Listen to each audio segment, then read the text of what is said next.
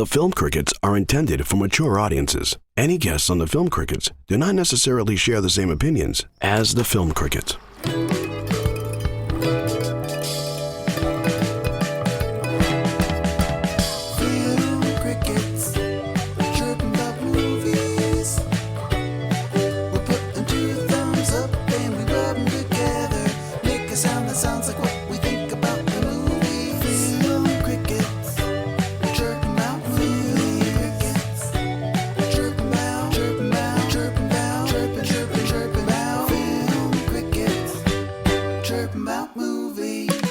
It's time for the Film Crickets with Jay Fortier, Chris Martineau, and Melanie Howerton. On this week's episode, the Film Crickets are joined by their good friend Phil Marlowe, and they review the 2002 American science fiction action film, Minority Report. You don't choose the things you believe in. They choose you. Does it stand the test of time? Let's find out. Your Film Crickets are on now. All right. Hey, friends, and welcome to the Film Crickets. It's a podcast where we talk about movies from 1980 to 1999 and decide beyond a shadow of a doubt whether these movies stand the test of time. I am your co-host, Jay Fortier. I'm along with my good friend and co-host, Chris Martineau. Yellow, what's happening? Hey, man. Hey. And we are along with our good friend and co-host, Melanie Howerton. Hey. Hey. Welcome, Phil. Hey.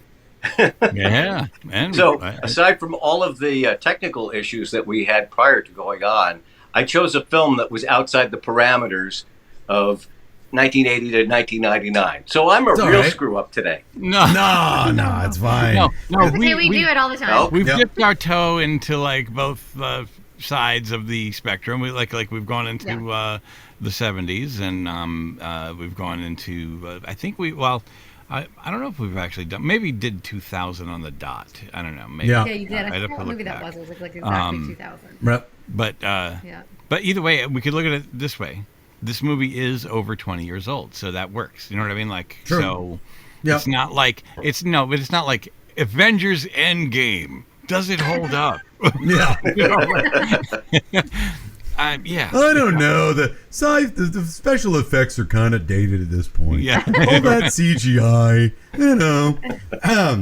Cool. So Phil, you chose Minority Report. I did. Oh, wait, we didn't introduce Phil Marlowe.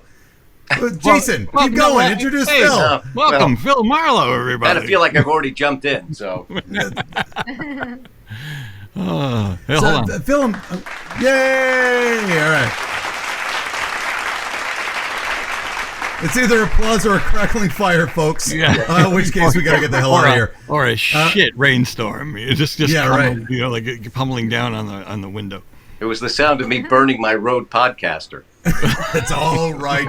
Technology is our friend, or maybe Minority Report tells us different. Yeah. Phil, just before we get too much further, where can we find you on the old internets or airwaves, please? Well, these days I am hosting a new television show, actually.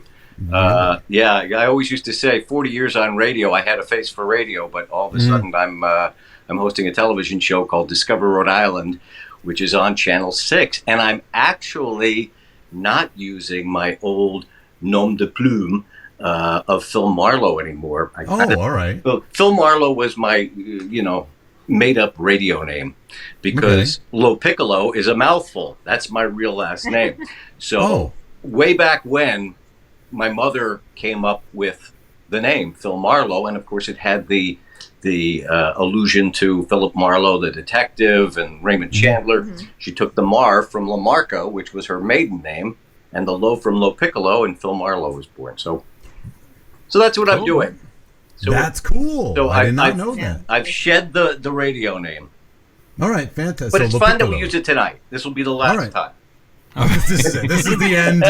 This is the end, my friend. Gonna put steak in them. Of Marlowe, my friend. So we're glad that what movie did we have last time? You've been on before. Yeah, we did the Untouchables the last time. Oh, okay, all right.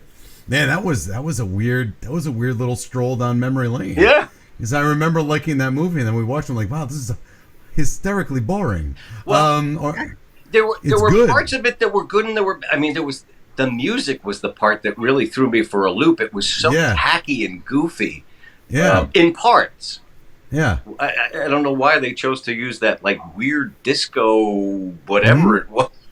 Right. But yeah, that was odd. All right. So you came in with a 2002 movie, Minority Report. This is from the Steven Spielberg DreamWorks days. Yes. Which is now defunct. So which is interesting because when you own your own production company, I think you can pretty much do whatever the hell you want. Not that anybody is going to tell Steven Spielberg what to do. No. But and this is kind of an interesting little jaunt in there. For the record, everybody, DreamWorks I think ends with BFG. Anyone see BFG, the Big Friendly Giant? My mom has, and she's been not forcing me, but she's been telling me to watch it like forever, and I still have not seen it. It is the most boring. It's really Phil. Anybody? BFG? Anybody? No. Well, go ahead. Well, isn't it what the names of the guys that were part of it? Wasn't it Geffen and? No, that's SKG. Oh, SKG. SKG. Okay. BFG is it's like a Roald Dahl book. Right. They made into a movie. I always want to say Big Fucking Giant, but it's Big Friendly Giant. And it's absolutely indecipherable as a movie, and just feels every moment of its runtime. So let's do the thing here. I want to do our history with this movie real quick. So Phil, you requested this. You came in. Let's do Minority Report. I'm into it. What's your history with this film? Is it in high rotation? Did you see it when it came out? Do you have it on DVD? Like, what's your deal? I did see it when it came out. I do not own it. I've probably seen it through 6, 7, 8 times, something like that. It's one of those movies that if I'm scanning and it happens to be on, I'll usually sit there. I don't know why. It's not really a high rotation movie for me. It's not one of those films that I would normally just kind of throw out there if somebody said, "What's your favorite movie?" Minority Report would not be one of the first things blurted out of my mouth. Sure. But I've always kind of liked it. Okay. So I thought maybe go back and have a look at it. I hadn't seen it until I watched it today. I hadn't seen it in several years. So it was kind of a revelation because I don't remember if all of those times that I alluded to having seen it, if I saw it absolutely from point A to point B. Super. So today I did. And what I like about the show, I'll just go next quick because I don't have much history with it. That's why I like doing the show, is that it's always been on my radar, and I'm a big Spielberg fan, obviously, as most people are. And all of his work, even BFG, which is terrible, but it has its moments of like obvious Spielbergian shine. You know what I mean? You can tell a Spielberg movie by the way the camera moves half the time, and it's just interesting to watch whether or not you're digging, if you're picking up what he's throwing down. So it was something that I always wanted to see. Having friends that read a lot of Philip K. Dick and were big on his work, I'm like, well, it must be something heavy, and it is, no doubt, a heavy film. But I never saw it, and I rented it the other day. I saw 2 hours and 25 minutes. My stomach turned a little bit. Because, wow, that's, again, I don't know what happened to me. I used to like long movies. And now when I see 90 minutes on anything, it's just like, oh, right, it's short. 225 is a lot. But, it depends on, if it's a good movie, it doesn't feel like 2 hours and 25 minutes. But anyway, so no, this was not one of my grandmother's pirated collections. This is not, I hadn't seen it, and I'm glad I got to watch it. My opinion of it is forthcoming, but I am glad I got to watch it. So let's go, Melanie, hit it. Again, what's your history with the film? Never owned it. I saw it once a lot of years ago. I don't remember when. I know I wouldn't have gone to the movies to see it. I barely remembered it. When he said Minority Report, I was like, okay, what is that one again? So I just kind of looked up what it was about, and then I'm like, oh yeah, that sounds familiar. And the whole beginning when I was watching it, I had to watch it twice. Like not all the way through it, God, but the beginning of it, I'm like, I'm trying to watch it. I think she just tipped her hand. But go ahead. I was trying to watch it with my husband, and like literally like every freaking 5 seconds we were like, what the hell is going on? I don't know. Rewind it. Just rewind it. We missed this part. Okay. what the hell is going? What are they talking about? I don't know. Rewind it again. Like it was like we just had to literally just keep rewinding it because we just kept like losing interest. Like you're watching it and you're like thinking about what am I going to do tomorrow or blah blah blah blah. Wow. like I just kept I don't know. Like both of us kept like losing like. We're just thinking about other things or losing. I don't know what's going on. I'm not paying attention. Rewind it again. So finally, I'm like, maybe she wouldn't watch this tonight. Let's just watch it again tomorrow night. And then so when I was about to watch it the next night, and my husband's like, I'm not watching that. And then, because I'm like, who the frick are these people in this big bathtub? And what the hell is going on? And where do they come from? And like, it's like, so, I'm like, let's just watch this tomorrow. And so I watched it again. And then I was like, oh my God. And I was texting them. I'm like, this is boring as shit, but I'm going to give it another try. And then it got better. It got better. And then I remembered a lot of it. I'm like, oh yeah, I remember this. Okay. So it did get better. 100% got better. And it became more interesting, but it took a while for it to. So no history. Saw it in the theater a while ago, 20 years ago. No, I would never have gone to the theater. Oh, sorry. You saw it. Sorry. You saw it 20 years ago, and then we forced you to revisit it, and you made your way through a kind of piecemeal twist. All right, good. Jason, what do you got? What's the deal? With the six stick. Yeah, I think so, yeah. The flying monkeys came down and hit it with the six stick. Jason, what do you got? I saw it back in the day, probably on DVD when it came out, and probably not since. I really liked it then, and so it was.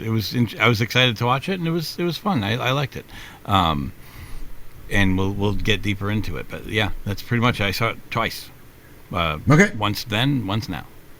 Super. All right, mine one time. This is it. Oh, wow. Yesterday was it. So I never saw it when it came out.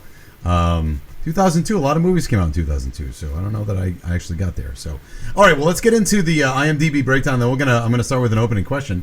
So here we go. Minority Report. Oh, wait a minute. Hold on a second. There it is.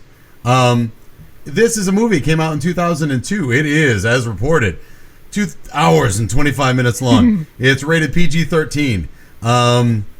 In a future where a special police unit is able to arrest murderers before they commit their crimes, an officer from that unit is himself accused of a future murder.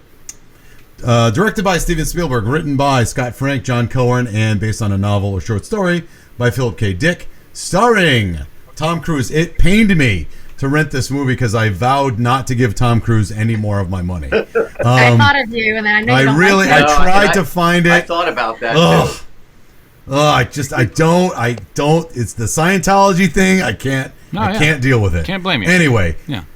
Colin Farrell plays Danny Whitworth, Samantha Morton as Agatha, Max von Sydow, love Max von Sydow, as director Lamar Burgess, and the only one another of note is Neil McDonough, who plays Fletcher, one of the pre-cops, the pre-crime officers, and he's been in 1,000 things. Handsome guy, blonde hair, blue eyes. He's jacked in this movie. He's not usually quite this jacked. But it was good to see him. He's very very convincing. All right, so let's start not with the heavy stuff. Let's start with just an opening question.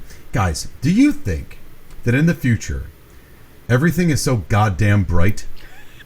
Why is all the light so goddamn bright? It's a choice by Spielberg to make every window like they're blasting 1 million watt bulbs into it, like the sun is somehow closer to the earth. Did anyone find that distracting? Yeah, as much as me? It was funny because he had that grayish bluish tint in a lot of the shots. Then he would except for the flashback. Yeah, then he would blow out all the whites in certain scenes, and then at the end there was that shot of he and his wife. And it was perfectly balanced. I don't know if you saw that, but I watched and I said, okay, you're right. Why he chose to go the whole movie with this sort of unusual color palette, and then right at the end, it was like, okay, everything's back to normal. Yeah, and the cabin as well at the end when we see the three the bathtub people. Right. At the end, it's clear. But I swear to God, at one point, did you notice? Like at some point, it was so bright that the camera was looking at Tom Cruise, the light was behind it. It actually got in the way of his face. Like you couldn't see him through the brightness at one point. Why are we doing this? And I'm not saying it's bad. It's a choice. It's unpleasant to watch. and that's a choice because then he lets us off the hook when he makes it clear. I'm just wondering why you think they did that.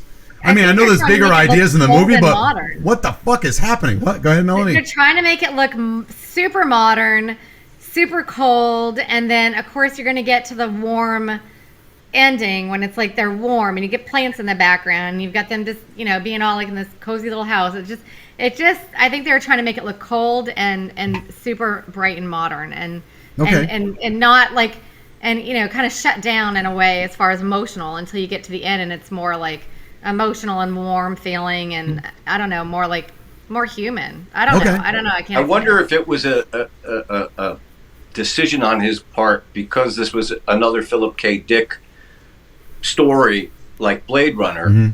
You know, that he just did he do Blade Runner? He did Blade Runner, didn't he? No. Who did Blade Runner? Tony Scott. Okay. For whatever reason, I'm thinking, but maybe it's because Harrison Ford's in it, so I'm thinking Spielberg. But it definitely had a contrasting look to that sort of a Philip K. Dick. It was sort of black and rainy and blah. This one was bright and cold, as you said. Sure. Yeah. So let's get into. I'm sorry, Jay. Go ahead. Designed to make you feel uncomfortable. Yes. Yeah. Well, it's uncomfortable, but. Maybe not for the right reason. The sunshine's not supposed to be uncomfortable. No, but like what I'm saying is, it's also in the future, right?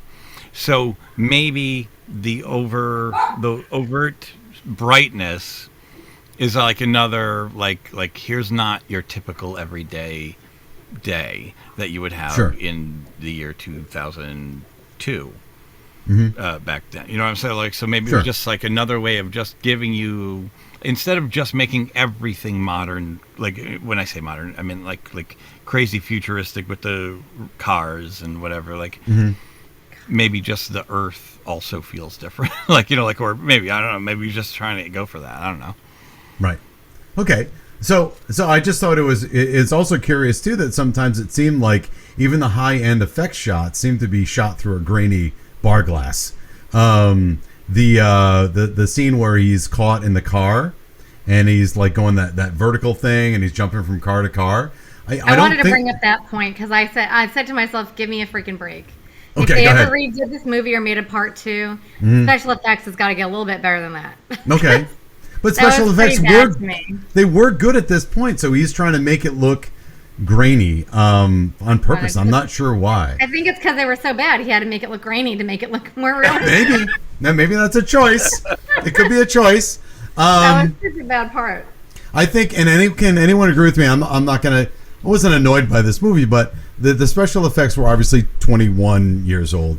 I think the only thing that really bothered me, even though I opened with the light being so bright and the grainy shots, but I just could not get over that when the cops were following. We'll get into the basic plot in a moment.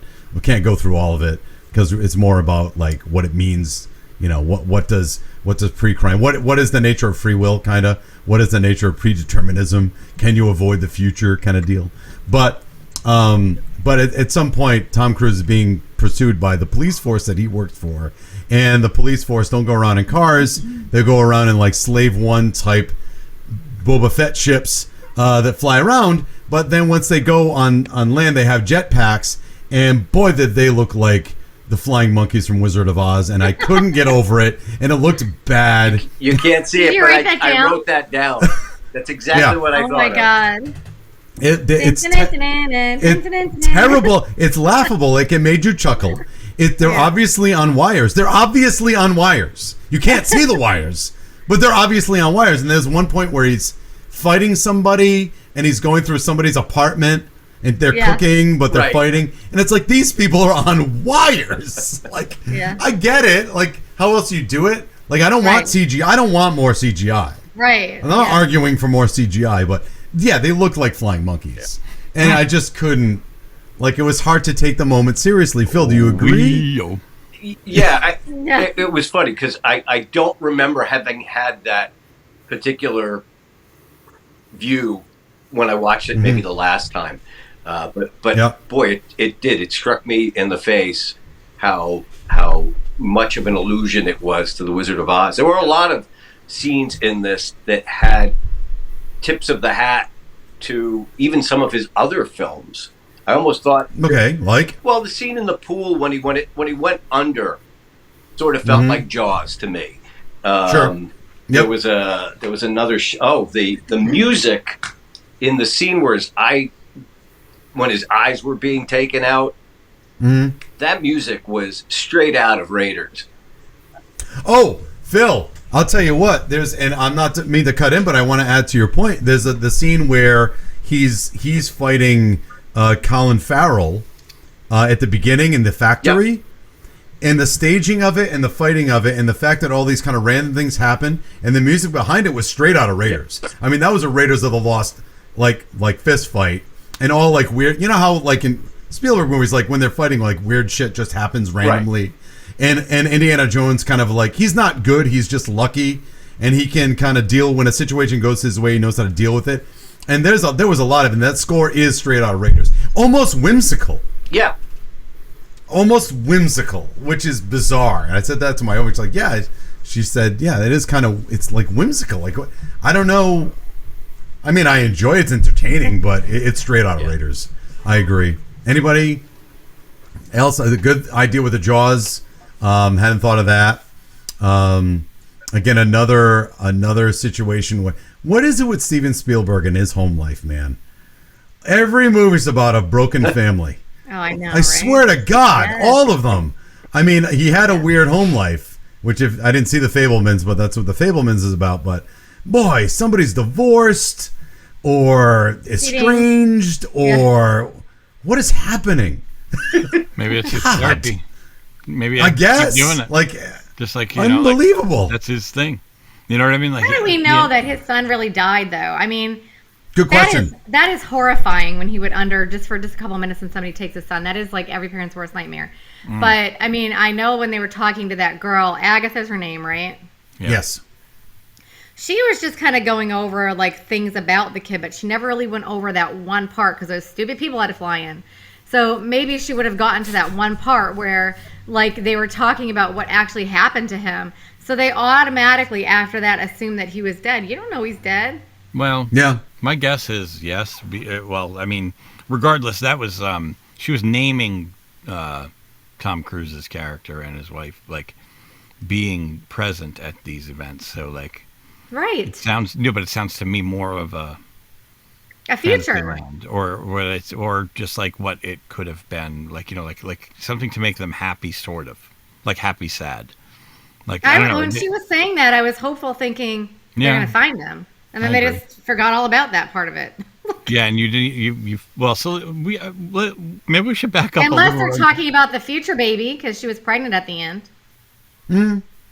Maybe they made a point of him. Makes you talk about it. You know what I mean? Maybe that's the future maybe we should baby. back up and like get into the whole like idea. Come on, Chris. This movie. Next. No, only because like anybody who like some people listen to our show that haven't seen the movie. He's like, some people actually listen to our show. Yeah, no. For the 5. Thank you, 5. I tried 3 times. I just couldn't get through it. Right. No, but like if they haven't seen the movie. I was doing like every other podcast. I was folding my laundry and cleaning the dishes. And then when I was done with that, I just shut it off. I keep you guys rewinding. are so boring. I just couldn't take it anymore. I left it on so my dog could listen to you, but you know. When he's lonely at home, so he doesn't piss on the rug. He doesn't feel like he's all alone. The sultry tones of Phil easing my dog into bladder control. So what? Sorry, we went off track. So the movie. So look, it's Philip K. Dick. He's a futurist. He did Man in the High Castle. Anybody ever try Man in the High Castle? No. You loved it? I got a little bored with it. I loved the first season. Let me put it that way. I thought the first season was fantastic. And then after that, it started getting more and more bizarre. Yeah, I liked the first season. The second season, it just seemed like they were just drawing things out a little bit. So Philip K. Dick, we do Man in the High Castle. What if Nazi Germany won the war and the Axis won the war? The good book. I read the book because of that, and then of course Blade Runner, which some people love. I don't. I tried to. Jane, I try to. Very dated looking. Very dated. It's not even that. It's just there's so much. it's obviously a very well done movie. I want to sit near a film student and talk about the movie. Like I'm watching it going, I know I'm missing 1,000 things and I can't put my finger on what they are. So and this movie is... I've discovered after watching Blade Runner and Usual Suspects that I'm not a fan of noirs. Oh, I like noir. No, I'm saying I didn't even realize they were noirs until after I watched them and I couldn't put my finger on why I didn't like them. And then I was like, wait, they're both the same in that sense of like this both moody, broody, you know. Well, this movie is straight up a Columbo episode, right? I mean, there's a murder mystery set in this weird, not even dystopian, just the future. Can't say it's dystopian. Right. And by the end, we get this big narrative. All right, and here's how I put all the murders together. All right, just a few more questions. Like, it literally at the end, when he has, sorry, I'm getting ahead of myself, but it's a murder mystery. Who did what to who and when? And then they figure out all the clues by the end, and Tom Cruise tells it to him almost like, get all the murder, like at the end of Knives Out. Like, everybody's in the same room. I'm going to tell you how I pieced all this together and who did it, and here's how I know why. So which is really kind of interesting that way. So anyway, so the idea is, in the future, 2054, Washington, D.C., you guys should feel better because this is future Washington, so I can't be annoying. I live near Washington, D.C., I work in Washington, D.C., and it's like I can't be annoying about landmarks and streets and stuff like that because I'm like, oh yeah, they're on 13th and 7th in Pennsylvania. There are a couple of actual DC landmarks in there, but besides that, it takes place in DC. They have these 3 genetically altered people that can see the future. They all have to work together. They're a hive mind. Why? Doesn't matter. And they're floating in a pool, and because of that, they can see murders that are about to happen. And therefore, they set up a program only in D.C. because murder is so like everywhere in Washington. Not far different from right now, but murder is everywhere in Washington. So they put it in Washington first, so they can make crimes. They can stop crimes before they happen. And that's what they basically use and abuse these 3 psychics. They treat them like animals or like they're not humans, and that's what even the person that handles them. There's this weird guy that hangs out in the pool with these 3 psychics, so they always have doped up so they can just read their minds and prevent crime before they happen, which sounds on its face like a fantastic idea. Sure. Right? Am I wrong? Sure. No. I just thought they treated them horrible. Like, I mean, they're drugged all the time. What kind of a life is that to be laying in the water? I don't know every single second of the day.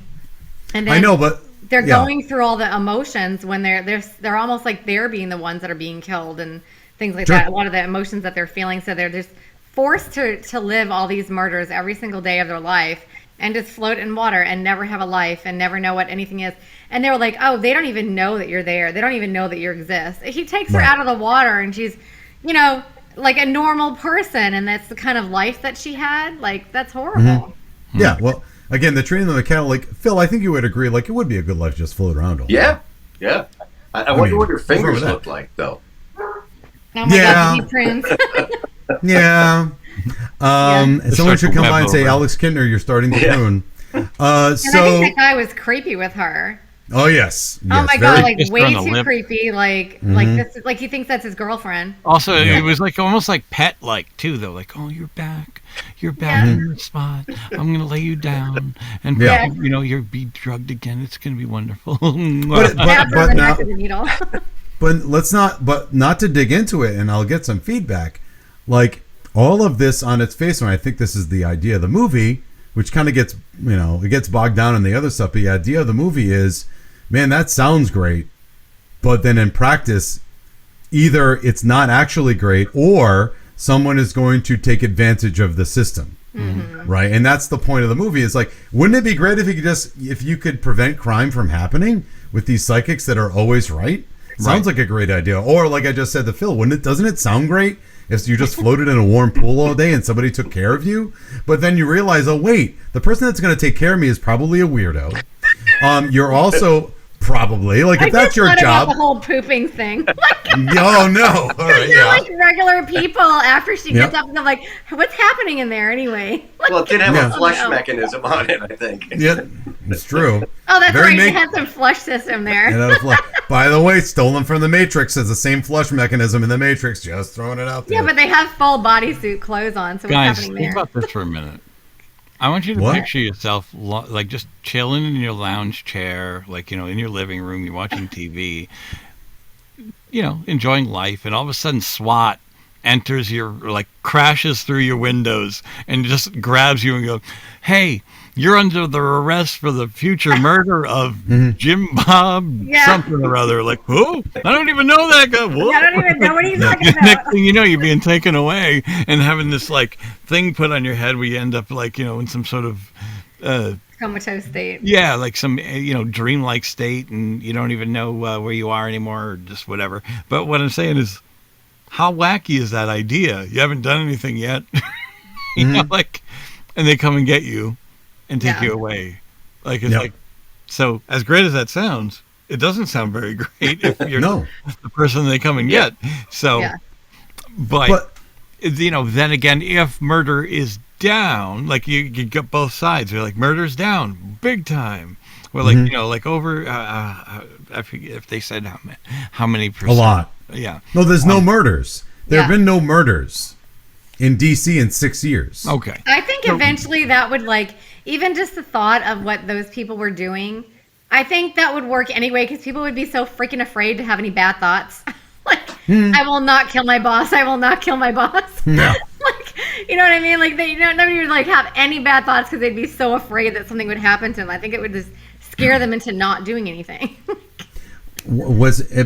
So then that brings up the question. It sounds like, so isn't it, what he's asking is free will a good thing or a bad thing? Right? So, because if you have free will, then anyone's going to murder at any time. But at what cost is free will? You want to agree with pre-crime, but then you realize, well, wait a minute. You're taking, there are two examples So Tom Cruise, by the way, is very good at what he does. He's a cop. He runs pre-crime. He's he's the chief of police, if you were, because he's a very good detective. And we have a cool Iron Man scene where he's doing previs, moving files around with a freaking. Was that the first movie that ever utilized that? I want to say so. I thought that was a nice. Well, I don't want to say it. It was a visual effect that I can't predate before that film. Yeah, and people have used it a lot since. Yeah. Oh yeah. So, it's a lot easier than trying to put them at a computer. Then it turns into war games. Tappity tappity tappity tappity tappity. So he's real good at what he does, but he lost his son 6 years ago before all this came out. So I'm sure there's some guilt. With if we had this before, then I could have prevented some crime or known that my son was going to be abducted. Probably had his eyes ripped out. That's what I think.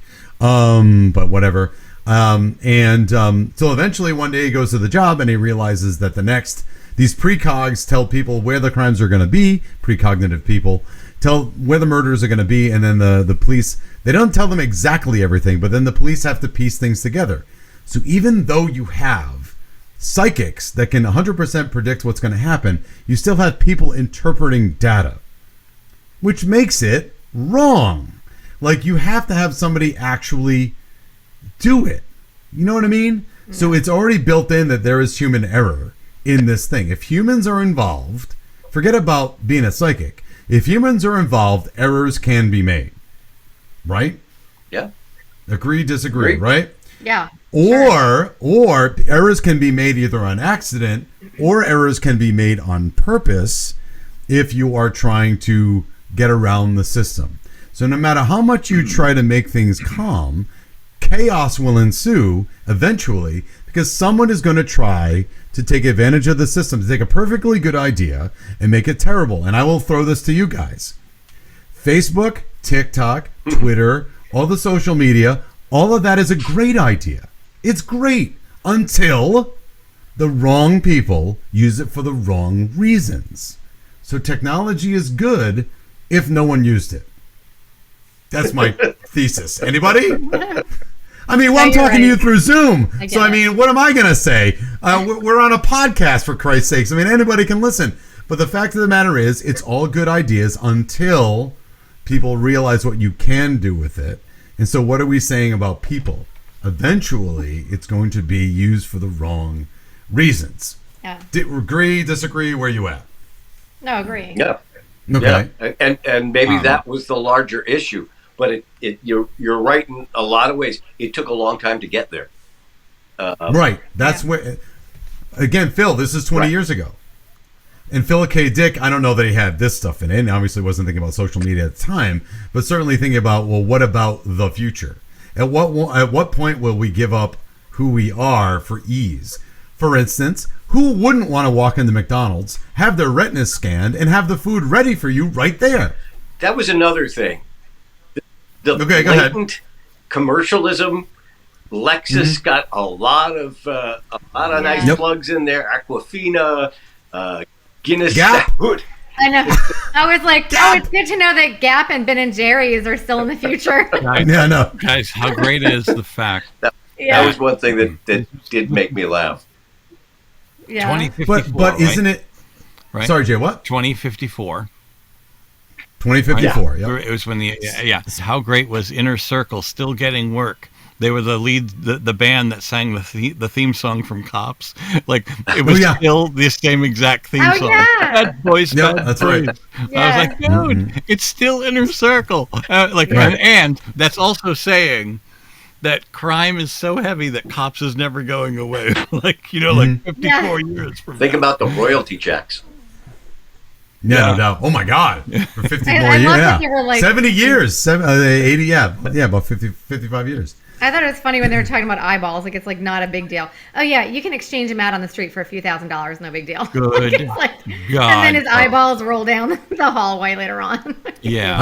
I've got something to say about that in a moment. Okay. But Yeah. more to what Philip K. Dick is saying, like in the future, like they shoved a lot of commercials down our throat. Lexus, Gap, Ben and Jerry's, and it's all there. And we're supposed to, as an audience, I don't know. I'm asking you guys.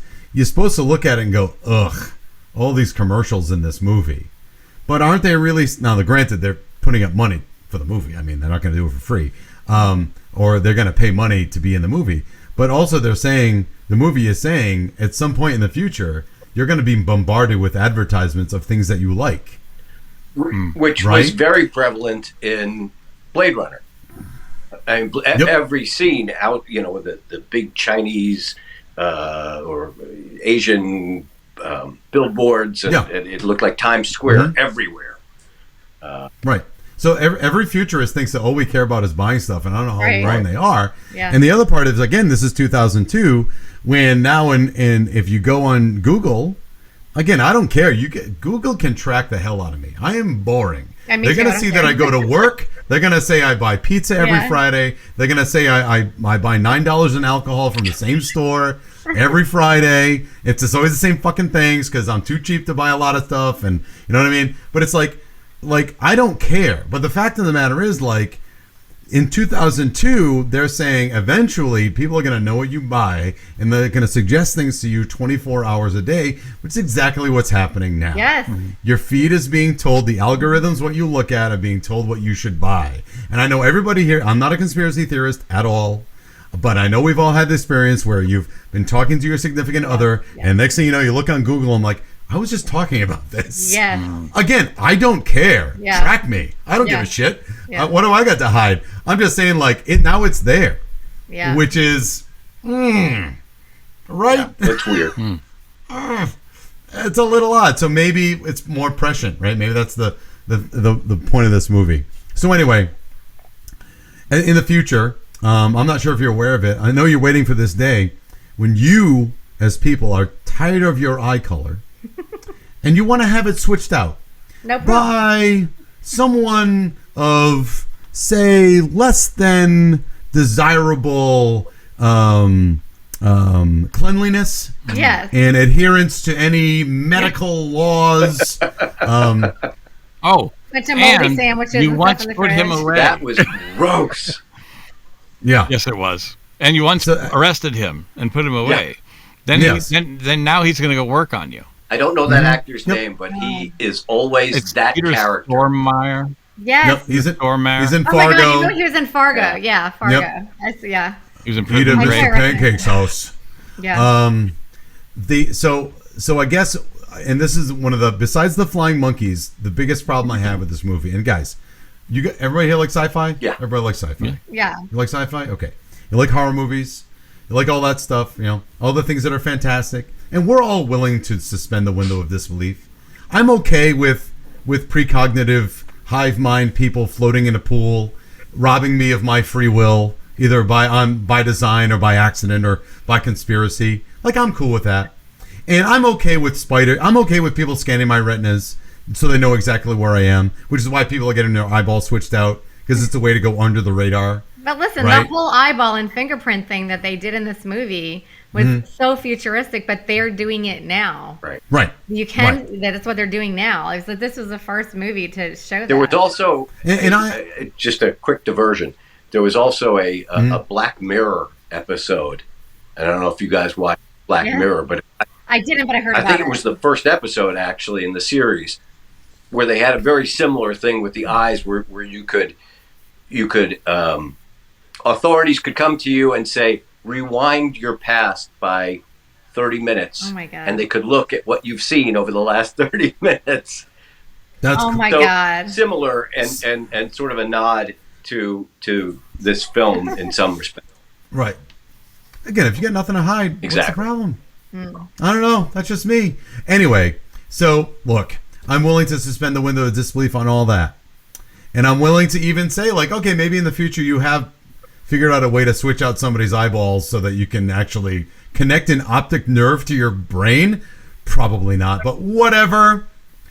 I have a problem with Tom Cruise getting that eyeball job done, basically in a chop shop, by a man with boogers coming out of his nose, and a nurse who just went to the bathroom and did not wash her hands. And she grabbed his ass. She grabbed his butt.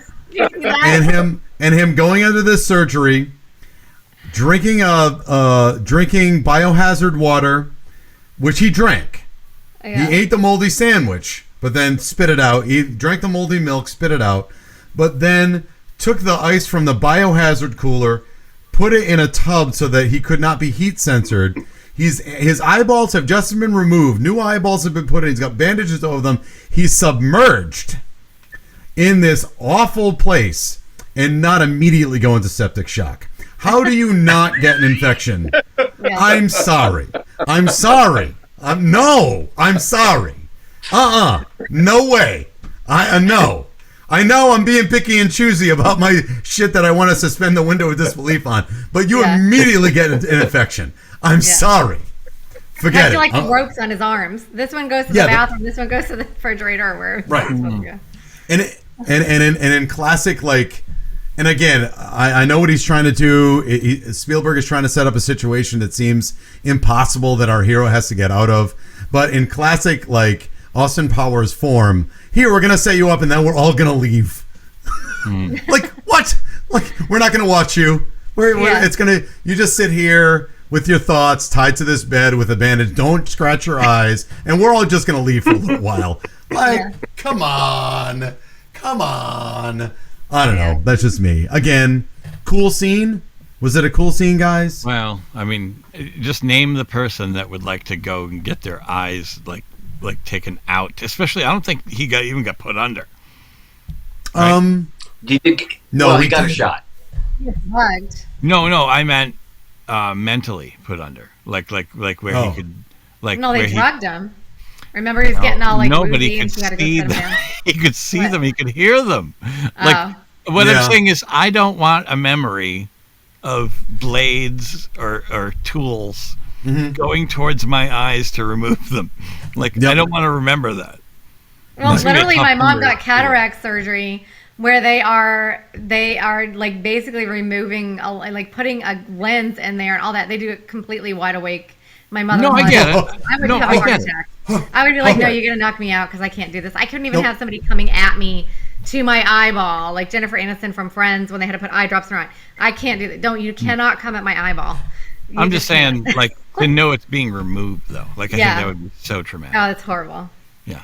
And he threatened them in the beginning and pushed him down on a table and threatened him. okay, how dumb is that when this guy is going to drug you and now put you in the chair? He could do anything to you and get away. You just threatened his life and you're being a jerk to him. Why would he help you? Why does he have to help you? He can drug you or kill you, or he can like literally drug you, take your eyeballs out, and then leave you there and then leave. I have a question now. I have a question, guys. He took, he grabbed his, he was able to keep his old ones. His old eyes. And a baggie. Can I just ask, if you're wanted, don't you think they would have taken away his clearance? I thought of that. Yeah. Good point. It's like he goes and scans his old eye, and they're like, "Welcome, Chief." I was like, "Wait a minute, he was fired, or like he's on the run. He's on cops." He's on cops. Maybe they didn't think he had the guts to go there, probably because he was being watched or something. I'm just saying, I would cut it off. Like I'm saying, cut off the any privileges. A lot of it reminded me of Total Recall, especially when they gave him that injection and his whole face went saggy. And you guys were talking about like ads and commercials and selling things. I just remember Total Recall. It was all so many ads and everybody selling everything. And like then Colin Farrell, I looked up, he was on Total Recall. And it's so funny, like his name to me is so well known. Like I know his name so well, I literally don't know who the hell he is. I mean, I just don't. I know what he looks like, and I know his name probably more than almost any actor. There's so many actors that I've seen on movies, and they're in every goddamn movie in the world. You're like, oh, there's that guy again. He's in this. He's in 10,000 movies, but it's always that guy you don't remember their name. And this guy, I know his name so well. Can't think of anything he's ever been in. So I looked him up, and I'm like, I've never watched any of these things. I've seen Total Recall. Oh, we went out with Britney Spears. I'm like, I don't know how in the hell I know this guy, but I always want to say he's Colin Firth, which is a foppish English guy that was in Mamma Mia, and like I always want to say Colin Firth. That's just me. I always have to stop a moment. I'm like, wait a minute, Colin Farrell, was that the handsome one, or was that the guy from Mamma Mia? Because he's handsome in the movie, and we think he's a bad guy. Yes, but he's not. He's just doing his job. The bad guy is Max von Sydow. You just who gave we it away? find out. Sorry. It's okay. Spoilers. Sometimes we give away the end of the movie in the very beginning of the podcast. Spoilers from 21 years ago. Max von Sydow is actually the bad guy. By the way, I don't. So basically, look, I got a little lost in the plot by the end about the inner workings of like predetermination and all that. But basically, Tom Cruise is getting framed. It says that he did it, but he did it, but it was a setup by Max von Sydow so he could get blamed and something. And again, it doesn't. I can't get into it right now, and we don't need to. If we explain it, we'll be here for an hour. But it's certainly interesting. Like the ins and outs of the cover up are very interesting. And like I said, it's a murder mystery. That somebody's covering something up, and we have to figure out what it is. And he only has so much time to do it. Like 88 minutes, sorry. With Al Pacino. Hey, who is this? Can't believe it. I got 88 minutes. But I guess what I want to get at is, like, did everybody follow it all the way through, or did you just say at some point? Because look, you mentioned about there's a loophole with the eyeball. He shouldn't have had access anymore. That's the first thing. Second of all, like the precogs can see murder, but they didn't before Max von Sydow, spoiler alert, kills Colin Farrell, because Colin Farrell figures out that he's up to something. He says something, I don't hear any spiders, so I guess the precogs don't know I'm about to kill you. I thought they could. What? No, you needed 3 of them together. That's it. They couldn't do. She was like the main big thing, right? So because Agatha's not there, you can't make any predictions. That's what I thought. Yeah. Is that it? Well, I guess they're good, but they're not as good that. as when she's there. Yeah. I mean, I don't mean that I missed that. I know that they had to be all 3. I just didn't make that connection. Okay, kind of a loophole. She's a special one. She can probably see some stuff without them, but I don't think they can see anything without her. And okay. And because she wasn't, with them that whole time, nobody saw anything. And then, I don't know. I don't know why she still wouldn't have been saying something to Tom Cruise, because she was kind of near Tom Cruise, but because she was kind of warning him ahead of things. But I don't know. I just, so there's that bit, and then eventually Tom Cruise does get incarcerated. I love Tim Blake Nelson in this movie playing the pipe organ in a prison. I thought that was neat. We just saw him on Oh Brother Where Art Thou. That's where I saw him from. Yes. Okay. But he, and eventually, there's always that moment. Has anybody, it's kind of cliche. So Max von Sydow is talking to Tom Cruise's wife and talking about the whole, we're not going to get the conspiracy of Max von Sydow murdered Agatha's mother at some point and drowned her. Yeah. And, we as the viewer, whenever the murderer who's trying to cover it up and says something like, yes, I'll find out who drowned her. And then Laura says, I never said anything about being drowned. That's happened how many times? 1,000? Oh, yeah. Phil, if you were going to murder somebody, wouldn't you, and this is all truly hypothetical. Why do you pose the question to the Sicilian in the I'm just, if you were going to make concrete galoshes to someone that may or may not have insulted your family or enterprises, wouldn't you be a little more careful about what you... I'd like to right, doesn't it seem like it's a cheap way out? It's been used so many times though, but it's I never said that, but then if you're in the audience, everybody goes, I know I did. I went, uh-oh. So it's just a neat moment. I would have loved to see how his wife eventually gets Tom Cruise out of prison, but we don't know how. She just has a gun on Tom Blake Nelson, and he does it. Yeah. I wish I'd seen more of that. I guess maybe you just have to assume that he reversed everything, like Mm-hmm. in the like the elevator version, they bring up the body, they bring him close, they take the thing off his head, boom, he's all set. Hey guys, in the future, if they were never going to let those people out, why not just cremate them? Yeah, like easy, Sicilian, easy. Easy does it. The whole thing reminded me of Monsters, Inc. Sure. Right, the doors. Especially like the car scene when they were with the cars and he's jumping off the cars and it's... yeah. But anyway. Except, we're fueling the future with murder. I think at that point, we're at 2 hours and 25 minutes at this point. And man, I was glad they wrapped it up quick. Can we agree?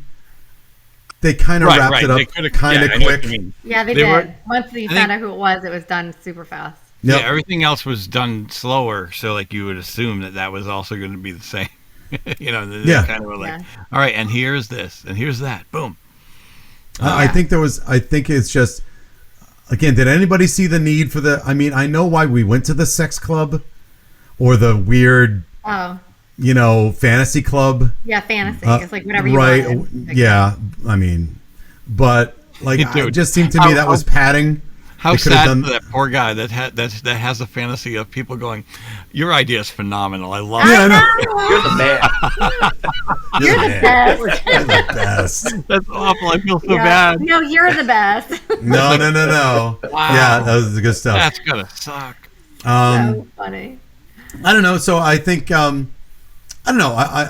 My opinion of it is that, I think we kind of talked about the major points, but I think it's an interesting movie in the ideas that it brings up, and it makes you question what you would accept from society to live in a safe world. Mm-hmm. But is it worth the price you're going to pay? I think is really what it's kind of getting at, right? Is it worth your freedoms? Like I said, would I want? And also we found out, by the way, that pre-crime isn't 100% effective. So, also, they basically kidnapped those people and just drugged them and threw them in a bathtub pool thing. Right. You wouldn't really be able to do that. How are you just gonna? Did they have a choice? Did they say this is what I want my entire life to be? But Melanie, again, let's think of it this way, right? And this is, again, I'll throw this anybody's opinion. The value of not having a lot of people murdered versus 3. I'm not saying I could make that choice. I'm not saying that's a good choice. Yeah, but what I am saying is it raises the question: would you be willing to sacrifice 3 innocents for the lives of many people that could have been maybe murdered. But okay, yeah, but that's not what I'm saying. Basically, I'm saying that if you were going to do something shady like that, you'd have to kind of keep it under wraps and kidnap some people and have them in the, I don't know, some building somewhere. You couldn't have it all over the news that these people are, you know what I mean? Like, it was like everybody knew who they were. It's like, okay, like, I mean, Tim, as soon as they got in there, they not a choice. I mean, she got drugged to stab her in her neck with a needle. It didn't look like it was like something she wanted. Like, and you couldn't keep it under wraps because that's part of the reason that they explain that there is a future prediction. I get that, but at the same time, I don't think they would be humanly allowed to do that. No, I know that. No, what I'm saying is you couldn't keep it under wraps. Is all I'm saying. That's yeah. You know, I got one better, and then maybe maybe we can. Yeah, we'll go to final judgment, but let's look at it this way, right? We'd be okay with 3 people doing that to save the lives of many. What if it were 3 precognitive puppies? No one would go for that. Nobody. Right, that's what I'm saying. If it was animals, nobody would ever put up with it, but it's okay. Nobody would put up with that. And I don't think they should. Okay, all right, let's go final judgment. I have two little things of trivia. What? So one of them was, you know that car when they came down from the sky, and they were it kind of was like the seats were kind of spinning around, and the guys were getting off of them and jumping out. Do you remember that? Yep. They called that. They nicknamed that the Pez dispenser. Because it looks nice. like kind of a Pez dispenser. It does. And the other thing is, I thought it was just like odd when he went to go talk to that old lady. And she just grabs him by the lips and just gives him this big long kiss, and you're like shocked that she did that. Well, she's apparently she completely did that on her own. It wasn't in any kind of a script, and Tom Cruise was completely shocked. Nice. Well, yeah. Go with it. I think she just probably thought, he's a handsome guy. I just got to do it. I wonder, am I ever going to have the chance to do this again? Yep. That was Aunt Meg from Twister, by the way. No, that's right. I know, she's so the lady cute. with the cows. Yeah, and the golden retriever. Yeah. Cool. All right. Here we go. It's time now for final judgment. Are you ready to rubber stamp this bitch? Here's the final judgment. All right, it's time for final judgment. The moment where we talk no more about opinion, but fact on whether this movie holds up today. Let's start with Phil. Oh, great. So I feel like I tortured all of you. No. Okay. One last illusion. I just thought of it again. The flying monkeys. We talked about that. Yeah. Yep. You tell me what this harkened you to when they're chasing Cruz, and he's got a bunch of the guys. The cops are on him, and they go crashing through the window. And there's a kid playing guitar or something on his bed. And they crash onto the kid's bed. And did that remind you of anything? No.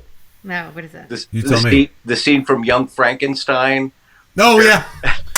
I love Young Frankenstein. You guys, we have to do that movie. Thank you, God.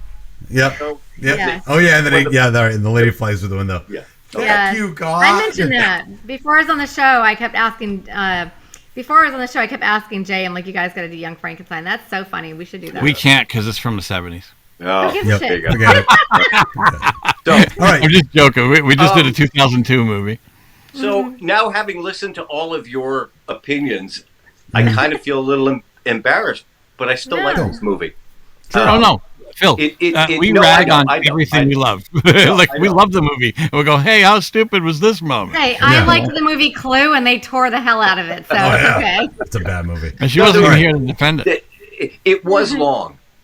It was long. And I think I'm a dyed-in-the-wool Spielberg junkie. I tend to like his sense of humor. I tend to like how he shoots things.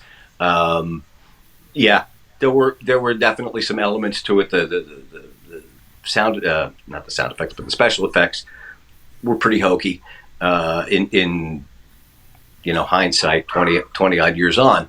But I do like the imagery and the stuff that you were talking about, Chris, with Philip K. Dick and the futuristic aspects of it and free will and all of that, there's still that element that maybe more than the film even that becomes a thought-provoking piece for me. So in that sense, I still like it. But yeah, if it had been an hour shorter, it would have been even better. I don't know that it would have been better. I don't know, an hour too much. I think it just a couple things were padded. That's all. Yeah. So I'm talking. So I'll say, yeah, it holds up. It's good sci-fi. It's not. It's futurism that makes you ask the questions, right? Which is what Philip K. Dick does. I think in that regard, it's very good. I think people should see it. I think it holds up. Yeah, I don't know that. Again, I am not applying for more CG. The flying monkeys were a bit much, but it just, man, but that was a choice. This is after Jurassic Park. He could have made it look better. You know what I mean? So that was a choice. Whatever. Maybe he's going for something. Just like the light through the windows. I didn't get that, but that was a choice. So he's trying to tell us something. I don't get it. And that doesn't mean it's not important. I'd say it holds up because it does raise those questions about free will and what you're willing to deal with, and is the future necessarily a good thing? It doesn't mean the past is a good thing, but should you just do stuff with technology just because you can, like a Frankenstein question, right? So all of that's really important. To that end, I found it interesting, entertaining. Yeah, it was a little drawn out. The stuff that was so Spielberg can move a camera with the best of them. And I just love the way he moves his goddamn camera. Like, he's so good at keeping me in the shot and making me want to see what's going on. The camera is a character in and of itself, and it makes it super interesting. You can see that in War of the Worlds 2, which came I love that movie. 2 years after this. So many interesting friggin' shots. And that movie's flawed, but it's, man, is it interesting to watch. It is. So I would say, I'd say it's hold up. It holds up. I don't know the next time I'm going to watch it. You know what I mean? It's a lot to digest. You know what I mean? 2001 I'll watch all the time because it's so quiet that you're digesting it, you don't even know it. This movie's dense, so you got to like pay attention if you're looking to get it. And I don't know the next time I'll watch it, but I certainly recommend it, and I do think it holds up. Not a light date night. No, not at all, not a bit. Again, I had to take a break. I wasn't bored. I just had to take a break. So anyway, Melanie. No, it's Chris, but that's fine. So, would I watch it again? No. And then therefore, like, just because I don't know if you can keep young audiences today interested in it. I don't know if they could get past the beginning of it, and then really did get more interesting. And I like the story of it. I like how, like you're talking about the future as if you could do this, should you do this, and then that things can be, something that they thought was going to be good can always be tweaked, and it's it's just, I don't know. I think that part of it's good, but I just think it was I don't know. They made a good amount of money off of it. It was $102 million, and they made budget, and they made $358.4. So they did make a good amount of money off of it. I don't know if just because it was Steven Spielberg and Tom Cruise that was in it. Probably. And then Tom Cruise, he did kind of what they did in Twins. He and Spielberg too. They just wanted to take a piece of it, so they probably made a good amount of money from that instead of getting their normal fee. But oh, great! We just paid him again. Yeah. Yeah. I mean, it's not like I just don't think I would recommend it to anybody. I like sci-fi. I just think that it was like I'm sure the special effects back then were pretty good. I just thought it just really looked dated. I like the story of it, but I feel like they could make a part 2 and make it better, pretty much. Right. So I don't think it really holds up that well. All right, good, cool. That's a no. Thank you for being a no. I'm usually the no. That's great. Yes, but I'm usually like, I don't know. No, just say it, man. Just no. That's fine. Jason, it's tough sometimes to decide on the hold up aspect because that's the tough part.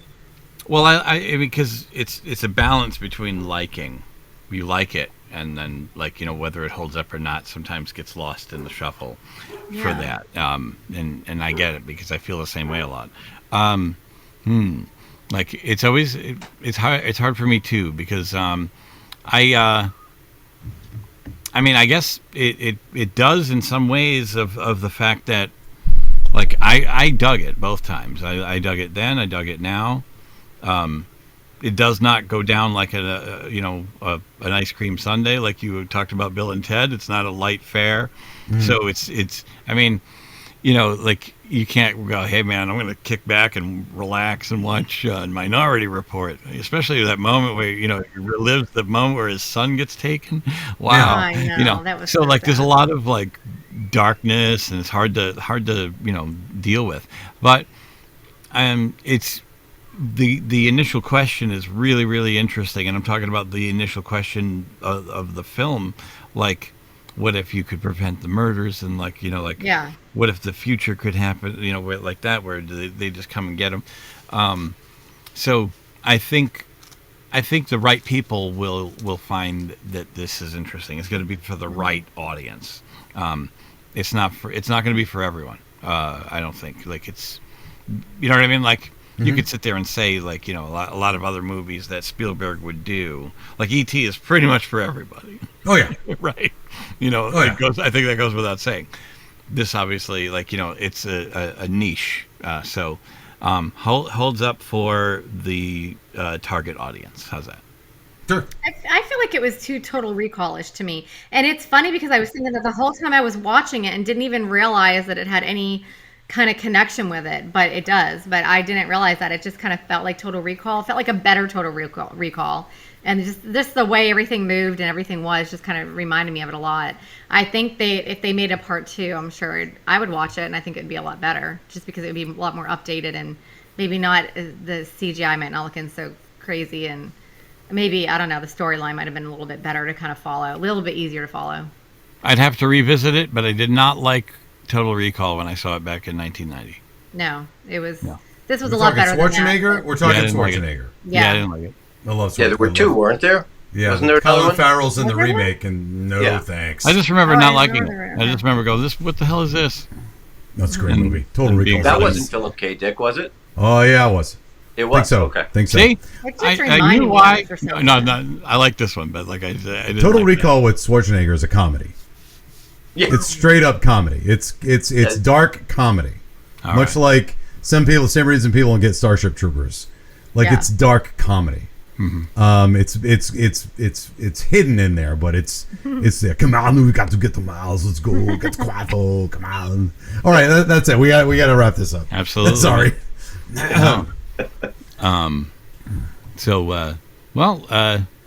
That's our show, everybody, and I'd like to thank. So help me say it again, man. Okay. Because like we normally called you the other name, and I apologize. I know. And I'm throwing you a curveball here. Is it LoPiccolo? So we've put a stake in Phil Marlowe and Phil LoPiccolo. LoPiccolo. So think about the instrument, the piccolo, That's with a easy. low in front of it. All right, man. It's still the LoPiccolo. same guy that was on HJY and all those radio stations, but just Cool. going by Yeah. his real name. I like Excellent. it. All right. Excellent. It's not that hard to pronounce. No, And it's not that bad. remind people about the show that you do. Like it's Discover Rhode Island. We're doing once a month on Channel 6 on ABC 6 here in Providence, and probably in June we'll do 2 shows a month. One will be about a town, and the other one will be more like a lifestyle-driven type show. So Awesome. Cool. Yeah. Excellent. all right. And well, I'd like to also thank Steve Lavoie for our vocal imaging, and Draco and the Malfoys for our theme music. And once again, I'd like to ask everybody to please help us spread the word. So please like and subscribe on YouTube, and please also subscribe on all the audio areas. And on behalf of Chris Martineau and Melanie Howerton, I'd like to thank you for checking out the Film Crickets. And,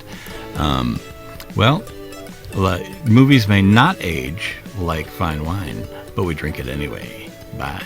Film crickets, chirp about movies.